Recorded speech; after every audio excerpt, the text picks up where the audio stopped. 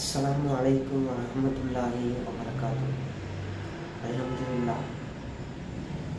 இந்த ஏகனையும் சாந்தியும் சமாதானமும் அனுப்பப்பட்ட அனைத்து நபிமார்கள் மீது இருக்கிற நபியின் நாயம் ஸல்லல்லாஹு அலைஹி வஸல்லம் அவர்கள் மீது அவர்களை அப்படியே பின்பற்றி வந்த சத்திய சஹாபாக்கள் மூலம் சஹாபியத்தின் நாம் மறைந்து அல்லாஹ்வின் சாந்தியும் சமாதானமும் நின்று நிலவுமாய் நம்முடைய ஆலோசனை கணியத்திற்குரிய எல்லாம் உள்ள அல்லாஹின் நல்லது அப்படியே எல்லாவுடைய அருளால் இன்று நாம் 5வது நாளாக அடைந்திருக்கிறோம். இந்த நாளில் என்ன பார்க்க போயிருக்கிறோம் அப்படின்னு பார்க்கும் பொழுது, குரானை நம்ம வாழ்வியலில் எப்படி நம்ம மாற்றிக்கொள்வது, நம்ம எப்படி குரானாவே மாறப்போகிறது அப்படின்ற கிளாஸ் வகுப்பில் அதற்கு அந்த குரானாவே நம்ம மாறணும், வாழ்வியலை மாற்றணும் அப்படின்னு சொன்னால் அதற்கு முன்னாடி சில வழிமுறைகளை நம்ம கடைபிடிக்க வேண்டும் என்று நம்ம இதற்கு முன்னர் உரையிலலாம் சொல்லியிருந்தோம். அப்படி அந்த முன்னர் உரையில் ஒரு 3 விஷயத்தை சொல்லியிருந்தோம். அந்த 3 விஷயத்தை சொல்லிவிட்டு 4வது ஒரு முக்கியமான ஒரு விஷயம் அடங்கியிருக்கிறது. அதை நம்ம வாழ்வியலில் மாற்றிக்கொள்ள வேண்டும்.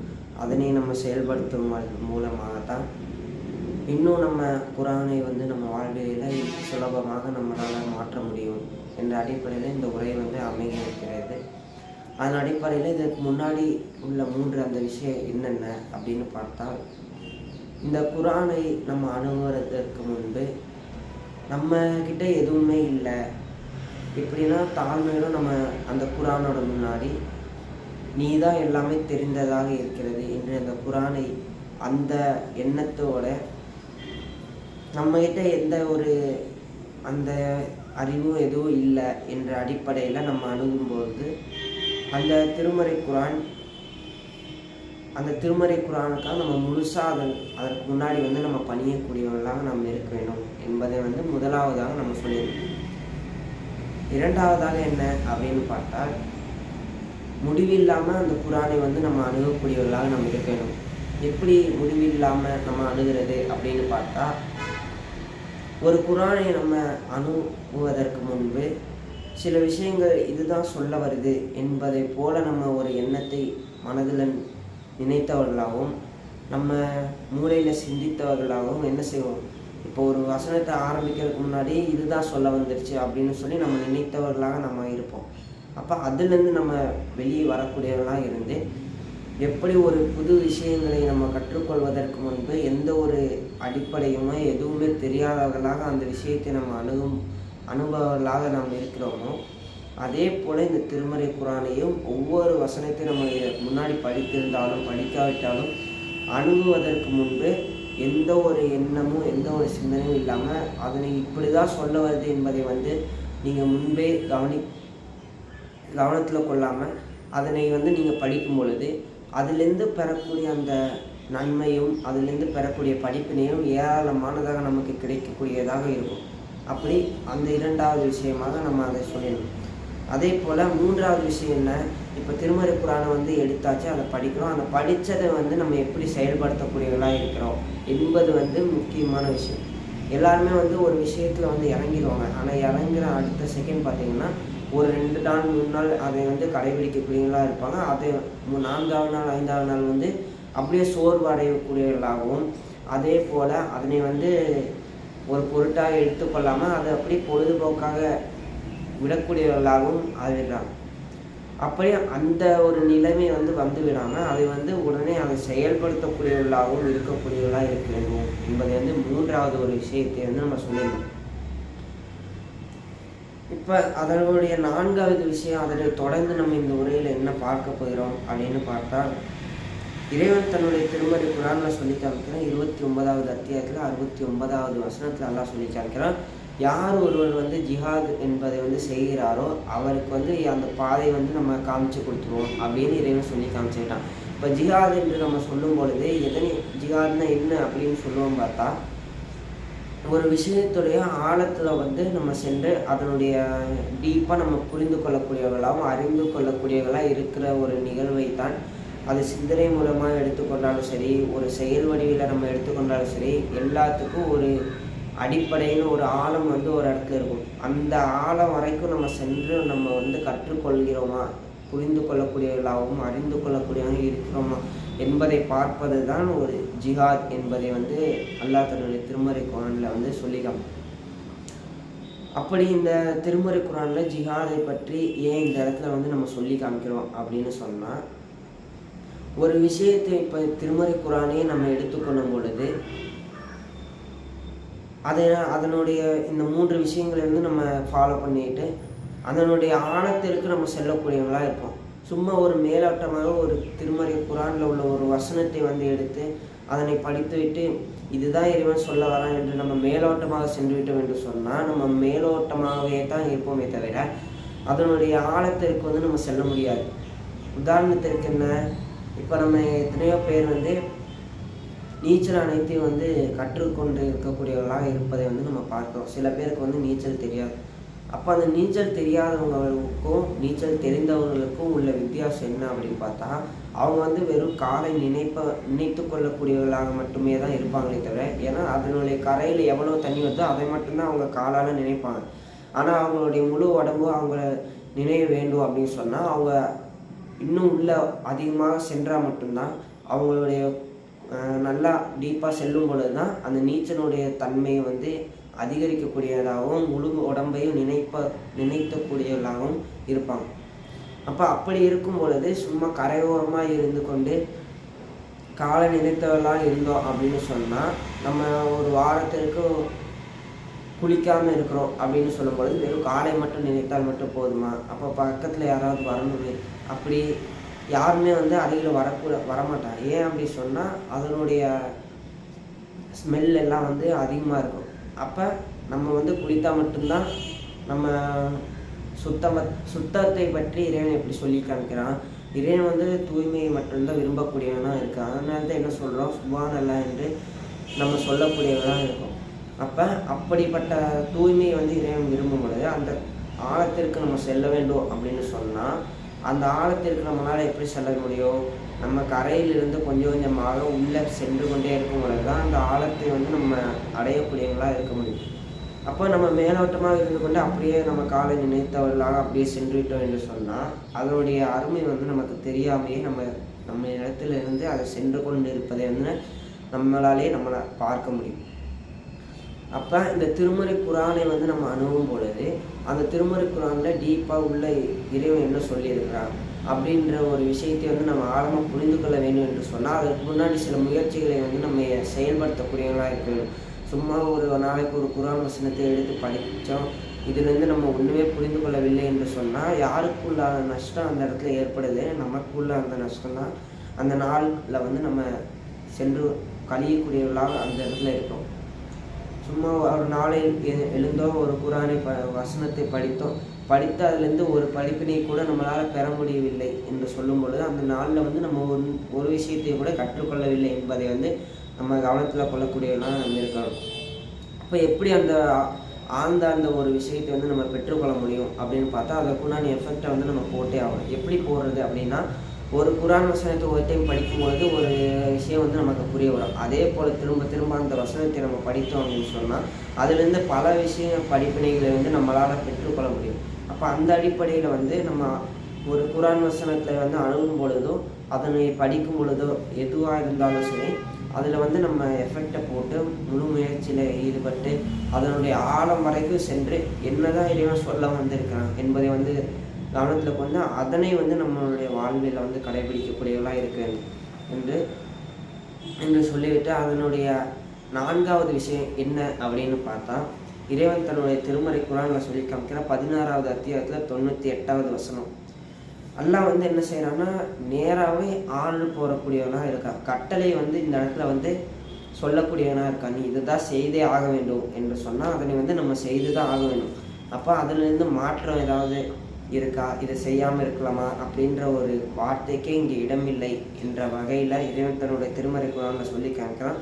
ஃபைதா கராத்தல் குர்ஆன் ஃபஸ்தஈது பில்லாஹி மினஷ் ஷைத்தானிர் ரஜீம். நீங்கள் குர்ஆனை ஓதும் பொழுது என்ன செய்யுங்க, இறைவனிடமிருந்து அருளை வந்து தேடக்கூடியவர்களாக இருக்குது. எப்படி ஷைத்தானிடமிருந்து பாதுகாப்பை தேடக்கூடியவர்களாக நீங்கள் இருக்க வேண்டும் அப்படின்னு சொல்லி தன்னுடைய திருமறை குரானில் ஒரு கட்டளையை வந்து அந்த இடத்துல இறைவன் சொல்கிறான். என்ன சொல்கிறான்?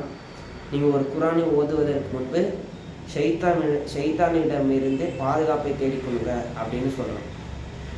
அப்போ ஒரு ஷைத்தான்றது யார் அப்படின்னு பார்த்தா இறைவனுக்கு மாறு செய்தவனாக அவன் இருக்கான். அப்போ அவன் வந்து ஷைத்தான் பட்டவன் நரகத்திற்குரியவன் என்று சொல்லி முடிவெடுக்கப்பட்டு விட்டது. அப்போ அந்த ஷைத்தானிடம் வந்து நம்ம பாதுகாப்பை தேட வேண்டும் என்று சொன்னால் அதற்கு பாதுகாக்கக்கூடியவன் யார் அப்படின்னு பார்த்தா இறைவனை தவிர வேறு யாருமே கிடையாது. அப்படி இருக்கும் பொழுது இறைவனிடமிருந்து நம்ம பாதுகாப்பை தேடணும் அப்படின்னு சொல்லி இறைவன் கட்டளை போகிறான் அப்படின்னு சொன்னால் ஏன் அப்படி சொல்கிறான் என்று பார்க்கறதுக்கு முன்பு நம்ம எல்லாருமே வந்து என்ன பண்ணுவோம், குரானை ஓதக்கூடியவர்களாக இருப்போம். சிறு வயதுலேருந்து பெரியவங்கள் வரைக்கும் குரானை ஓதுவாங்க. ஓதுறதுக்கு முன்பு என்ன பண்ணுவாங்க, அவுது பில்லாஹி மினஷ் ஷைத்தானிர் ரஜீம் பிஸ்மில்லாஹிர் ரஹ்மானிர் ரஹீம் என்பதை வந்து எல்லாருமே சொல்லி தான் ஆரம்பிக்கக்கூடியவர்களாக இருப்பாங்க. ஆனால் ஏன் அதை வந்து நம்ம சொல்கிறோம் என்பதை வந்து நம்ம சிந்தித்து பார்த்துருக்கிறோமா என்று பார்த்தால் இல்லை. ஏன் அப்படி சொல்லி காமிக்கிறோன்னா, ஒரு குரான் வசனத்தை எப்படி நம்ம சும்மா ஓதி பார்த்து கொண்டு போகிறோமோ அதே போல தான் இந்த அவுது பில்லாஹி மினஷ் ஷைத்தானிர் ரஜீம் பிஸ்மில்லாஹிர் ரஹ்மானிர் ரஹீம் என்பதையும் வந்து நம்ம சொல்லி கொண்டு போகிறோம். ஒரு வசனத்தை அந்த அவுது பில்லாஹி மினஷ் ஷைத்தானிர் ரஜீம் என்று நம்ம சொல்கிறோம் என்று சொன்னால் அந்த இடத்துல உடனே நம்ம உள்ளத்துலேயும் மனதிலேயும் வரக்கூடியது என்னவாக இருக்கணும், ஷைத்தானிடமிருந்து நம்ம பாதுகாப்பை தேடக்கூடியவர்களாக இருக்கணும். அல்லாஹ்கிட்ட வந்து நம்ம பாதுகாப்பை தேடக்கூடியவர்களாக இருக்கணும். அந்த ஷைத்தான் வந்து எப்படிப்பட்டவனாக இருக்கான், எப்படியெல்லாம் இருந்தான், எப்படி வழி கெடுக்கக்கூடியவனாக இருக்கான் என்பதை வந்து உடனே அந்த இடத்துல வந்து நம்ம மனதுக்குள்ளே வந்தால் தான் நம்ம ஏன் இந்த அவுது பில்லாஹி மினஷ் ஷைத்தானிர் ரஜீம் என்பதை வந்து சொல்கிறோம் என்பதை வந்து நம்மளால் புரிந்து கொள்ள முடியும். அது மட்டும் இல்லாமல் இப்போ அவுது பில்லாஹி மினஷ் ஷைத்தானிர் ரஜீம் என்பது வந்து அரபு மொழியில் இருக்குது. தமிழ் மொழியில் அரபு மொழியில் உள்ளவங்களுக்கு அதனுடைய அர்த்தம் வந்து இலகுவாக புரிந்துவிடும். ஏன் இதை சொல்கிறோம் அப்படின்னு சொன்னால், ஆனால் தமிழ் மொழியில் நம்ம படித்து அதனை அரபியில் சொல்லி தமிழ் மொழியில் நமக்கு அர்த்தம் தெரிஞ்சால் மட்டும்தான் அதனுடைய டீப்பு வந்து என்ன, அதனுடைய அர்த்தம் என்னன்னு புரிந்தால் மட்டும்தான் நம்ம மனதுக்குள்ளே போகும் பொழுது இதை தான் இறைவன் கிட்ட இருந்து நம்ம பாதுகாப்பை தேடுறோம் என்பதை வந்து நம்மளால் புரிந்து கொள்ள முடியும். அப்படி நம்ம சும்மா அந்த இறைவனிடம் பாதுகாப்பு தேர்வதை வந்து இலகுவாக நம்மளால் சொல்லிட்டு போய் அப்படி போயிட முடியாது. அவ்வளோ இலகுவாக இருக்குமா அப்படின்னு பார்த்தாலும் கிடையாது. அது எவ்வளவு கடினமானது என்பதை வந்து நம்ம எடுத்துக்கொள்ள வேண்டும். உதாரணத்துக்கு என்ன சொல்லலாம் அப்படின்னு பார்க்கும் பொழுது, ஒரு குரான் வசனத்தை வந்து நம்ம ஓதலாம் ஏன்னா இப்போ எல்லாருமே வந்து மொபைல் ஃபோனை வந்து அதிகமாக யூஸ் பண்ணக்கூடியவர்களாக இருக்கோம். அப்படி இருக்கும் பொழுது ஒரு குரான் வசனத்தை ஓதலாம் சொல்லி ஒரு குரான் ஆப்புக்குள்ளே போய் குரான் வசனத்தை ஓதுகிறோம். ஓதிட்டு இருக்கும் பொழுதே ஒரு சிந்தனை வந்து நம்ம இதில் வரும், நம்ம இவ்வளோ வசனம் ஓதிட்டோம், இப்போ போய் வேற ஒரு விஷயத்தை வந்து நம்ம பார்க்கக்கூடியவர்களாக இருக்கலாம். இப்படி ஃபேஸ்புக், இந்த வாட்ஸ்அப் இதெல்லாம் வந்து நம்ம அதிகமாக உபயோகப்படுத்தக்கூடியவர்களாக இந்த காலத்தில் இருக்கோம். அப்படி இருக்கும் பொழுது அதில் போய் நம்மளுடைய இன்னும் பார்க்கலாம் அப்படின்னு சொல்லி நினைத்தவர்களாக அந்த குரான் வசனத்தை வந்து ஓதிக்கொண்டே இருப்போம். திடீர்னு பார்த்தா நம்ம குரான் வசனத்தை வந்து ஓதிக்கொண்டே இருப்போம். ஓதிக்கொண்டிருக்கக்கூடிய நாம் என்ன செய்வோம் அப்படின்னா, திடீரென்று ஒரு வாட்ஸ்அப்பு ஃபேஸ்புக்கில் இருப்பதை வந்து நம்ம மனதிற்கு அறியாமையே அந்த இடத்துல வந்து நம்ம சென்று பார்த்தவர்களாக நம்ம இருக்கக்கூடியதை வந்து நம்ம எத்தனையோ பேர் இதை கவனிக்காமல் கூட விட்டுருக்கலாம். குரான் வசனத்தை தான் ஓதிக்கொண்டிருப்போம், ஆனால் பார்த்தா வேறு ஒரு பேஜில் வந்து நம்ம வீணானவற்றை வந்து நேரத்தை செலவழிக்கக்கூடியவர்களாக இருப்பதை வந்து அதிகமாக பேர் வந்து கவனிக்காமல் இருப்பீங்க. ஆனால் இந்த ஒரு நிகழ்வு வந்து அனைவருக்கும் வந்து ஏற்பட்டிருக்கும். அப்போ அதே போல் தான் வெறும் மொபைல் ஃபோன் மட்டும் இல்லாமல் டிவியை வந்து நம்ம எடுத்துக்கொண்டாலும் சரி, இப்போ குரான் முதலாம் எடுத்திருப்போம், உடனே டிவி வந்து ஆன் பண்ணணும். ஒரு சாங் வந்து நம்ம ஒரு மியூசிக் வந்து நம்ம கேட்டிருப்போம், ஒரு ஃபோனில் வந்து பைக்கில் போகிறாங்க, உடனே அந்த மியூசிக் வந்து நம்ம கேட்டிருப்போம், உடனே அந்த பாட்டுகளுடைய சிந்தனை வந்து நம்ம இடத்துல வந்திருக்கோம். உடனே சைத்தான் வந்து என்ன செய்வான், உடனே அந்த டிவி ஆன் பண்ணி அந்த பாட்டை வந்து கேளு அப்படின்னு சொல்லும் பொழுது உடனே நம்ம என்ன செய்வோம், ஃபஸ்ட்டு ஒரு சுவிட்ச் ஆன் பண்ணுறதுக்கு இப்படி ஒவ்வொரு ஸ்டெப்பாக வந்து நம்ம என்ன செஞ்சுருப்போம், குரானை விட்டு நகர்ந்து செல்லக்கூடியவர்களாக நம்ம அந்த இடத்துல இருந்து ஒரு வசனத்தை கூட படிக்காதவர்களாக அந்த வீணான காரியத்தில் ஈடுபட்டு நேரத்தை செலவழிக்கக்கூடியவர்களாக நம்ம இருந்திருப்போம். அப்போ அந்த ஒரு நிகழ்வை வந்து நம்ம தவிர்க்க வேண்டும் என்று சொன்னால் எப்படி தவிர்க்க முடியும், நம்ம நினைச்சா அதை தவிர்த்து விட முடியுமா என்று பார்த்தாலும் முடியாது. ஏன் அப்படின்னு பார்த்தா இறைவனுடைய அந்த பாதுகாப்பு அருள் வந்து நம்ம இடத்துல இருந்தால் மட்டும்தான் அந்த ஷைத்தானிடமிருந்து நம்மளால் பாதுகாப்பை தேடப்பட முடியும். அப்போ அதற்கு முன்னாடி நம்ம என்ன செய்ய வேண்டும், அதற்குண்டான இறைவன் வந்து ஒரு தடையை வந்து சொல்லி காமிக்கிறான். அந்த தடை தான் என்ன, இந்த ஷைத்தான் வந்து பாதுகாப்பு தேடுவது. அதுதான் இந்த 4வது விஷயமாக இருக்கிறது. அப்போ அந்த தடையை வந்து நம்ம முன்னாடி தகர்த்து எரிந்தால் மட்டும்தான் அதனுடைய தடையை வந்து நம்ம தகர்த்தாமல் அதனுடைய முழுமையாக நம்ம எந்த ஒரு முயற்சியை வந்து நம்ம செய்கிறோமா என்று பார்த்தால் அது எல்லாமே வீணானதாக போய் விளைகிறது. ஏன் அப்படின்னு சொன்னால், நம்ம ஒரு விஷயத்தை செஞ்சுட்டே இருக்கோம், ஒரு தடை வந்து நம்ம முன்னாடி இருக்குது. இப்போ ஒரு பாறை நம்ம முன்னாடி இருக்குது, அதை தகர்த்தால் மட்டும்தான் அதை தாண்டி நம்மளால் முன்னாடி செல்ல முடியும். அப்படி இருக்கும் பொழுது சரி நம்ம சென்று கொண்டே போயிட்டே இருக்கலாம் அப்படின்னு சொல்லி போனோம் சொன்னால், எந்த இடத்துல நம்ம ஆரம்பித்தோமோ அதே இடத்துல தான் இருந்து கொண்டே இருப்போமே தவிர அதற்கு முன்பு செல்வோமா என்று பார்த்தால் செல்ல முடியாது. ஏன் செல்ல முடியாதுன்னா, அதுக்கு முன்னாடி ஒரு பாறை இருக்குது. அந்த பாறையை தகர்த்தால் மட்டும்தான் நம்மளால் இதற்கு முன்பு ஒரு அடியையாவது எடுத்து வைக்க முடியும். அப்போ அந்த பாறையை தகர்த்த வேண்டும் என்று சொன்னால் பாறையை வந்து உடைக்கணும். உடைச்சா மட்டும்தான் நம்மளால் அடுத்த ஒரு நிலைமைக்கு வந்து நம்ம செல்ல முடியும்.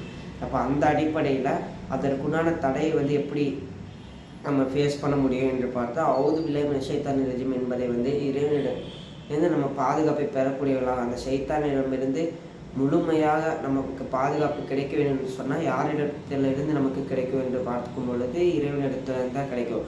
அப்போ அந்த அடிப்படையில் வந்து நம்ம இந்த குரானை அணுகுவதற்கு முன்பு இந்த தடையை வந்து உடைப்பவர்களாக நம்ம இருந்து அதனை வந்து நம்ம இந்த தடை உடைத்தால் நம்ம குரான் வாழ்வியல் அப்படியே மாற்றிவிட முடியுமா என்று பார்த்தால், இதனுடைய குரான் வந்து நம்ம படிப்பதற்கு முன்பு, குரான் நம்ம வாழ்வியல் மாற்றுவதற்கு முன்பு செய்யக்கூடிய அந்த செட்டப்லாம் என்னன்னு பார்த்தா, இந்த 4 விஷயத்தை வந்து நம்ம கடைபிடிக்கிறோம்.